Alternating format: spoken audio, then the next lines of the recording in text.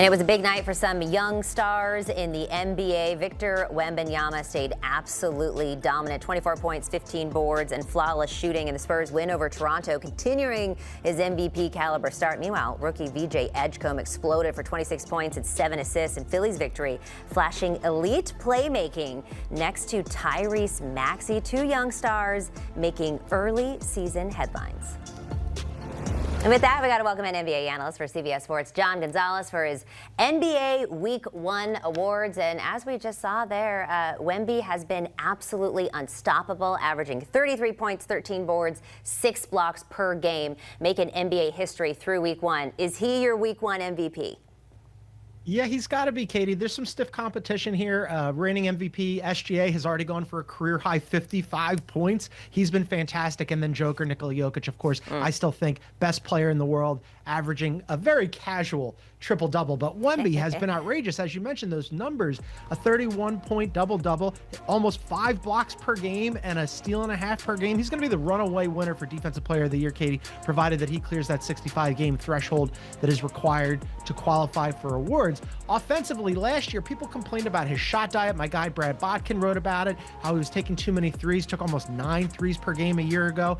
People said, hey, you're tall, you're 7'5", that height, that length, that reach advantage, you should be dominating closer to the basket. Well, I guess Victor Wembanyama heard them, because this year he's taking fewer than 3 threes per game. So he basically cut his 3-point attempts by 2/3, and he's really leveled up everywhere else. On opening night against the Mavs, Stephon Castle threw him an alley-oop that he threw down for a reverse dunk, which should not be possible when you're that size. And then last night I was watching the Spurs against the Raptors. He took a rebound, put the ball behind his back with one dribble, and hit Devin Vassell in stride at the other end of the floor for an easy layup. The guy is unbelievable. He does things that normal players a foot shorter than him would have a hard time doing.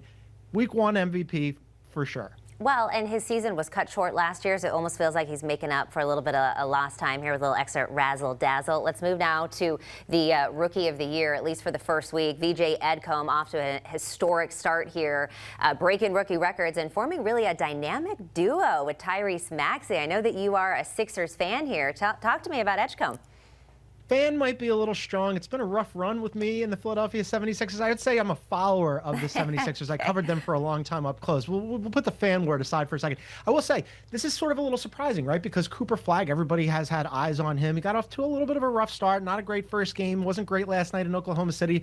Chet Holmgren dunked on him. I still believe in he also hurt his shoulder, but I believe in his talent, and I think better days are ahead, and he's still the favorite for Rookie of the Year. And Dylan Harper, quietly, the number 2 pick from the San Antonio Spurs, has been really good. Everybody's focused on Wemby right now, but he's coming off the bench commanding that second unit. He should get a little attention for this award too. But yes, VJ Edgecombe for the Sixers.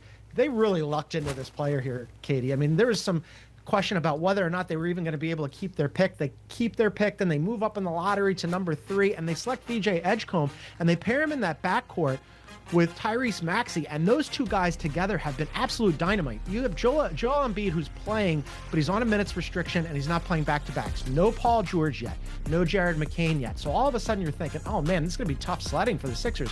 Hold on a second. They're 3-0. They have the best offense in the NBA, and Edgecombe is a huge reason why. He plays defense. He's awesome in transition. He's a very good passer. And Katie, he is hyper athletic. We were talking about Wemby throwing down dunks. This kid can throw down dunks that make you say wow out loud. I actually caught myself saying that. I'm embarrassed to say last night. I said wow out loud, and I was like, oh no, I'm sitting by myself.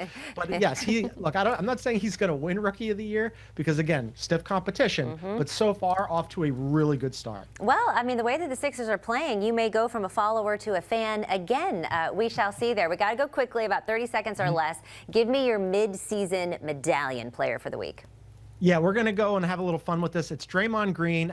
He's known to be, we'll call it excitable. He's known to have what we'll call a unique relationship with the refs. On opening night, Katie, Warriors at Lakers, national TV, massive game. He got his first technical foul of the season 7 minutes into the game which is bad enough. The best part about this was he wasn't even on the floor, Katie. He wasn't even involved in the play. He was off the court. So classic of the genre. Full marks to that man. No notes. Draymond, never change. Never change, Draymond. Also, did you see that ball don't lie dance that he did last night after the missed free throw? He is in rare form. John Gonzalez, welcome back. I haven't talked to you in a while. I appreciate you. Here's a look at some NBA games tonight. You got those 76ers who he follows, laying 4 at the Wizards, Kings at Thunder, Knicks laying under a basket at the Bucks, and then the Clippers at the Warriors at 11 Eastern.